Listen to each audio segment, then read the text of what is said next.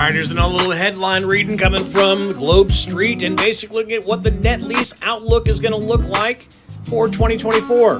Now, for the guys who are not familiar with a net lease, ideally what this is a property where the owner owns everything and the tenant pays everything. So generally think of something like a Walgreens.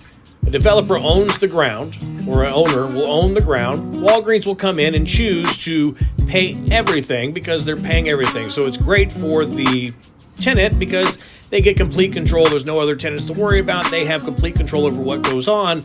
It's great for the owner because there's little to no maintenance. They just get checks coming in every month when they pay their rent. These became extremely popular for the last couple of years because it was almost mailbox money. You want to invest, you want to have real estate, you want to ride the ride with real estate, but you don't want to have to manage it and do all the other kind of day-to-day stuff like tenants and toilets.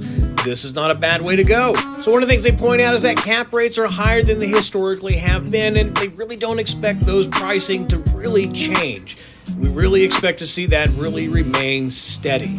Now, one of the other trends they are expecting to see is the utilization of a sale leaseback. And what that means is that a building owner, who is generally a single occupant in the building, so let's say it's Walgreens, comes in, develops the building, gets it going, occupies the building, opens for business, and then turns around and does a long-term lease with themselves and then sells off the property. So now they don't own the property.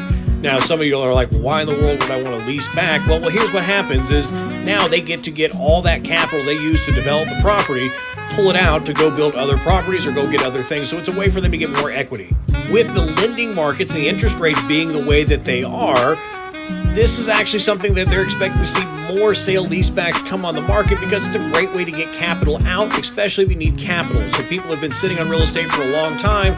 This is a way they can get capital if they can't get it through the regular markets. Now, what do you think? Do you think net lease is still going to be a great deal? Do you think we're going to see a rise in sales leasebacks? Let me know in the comments.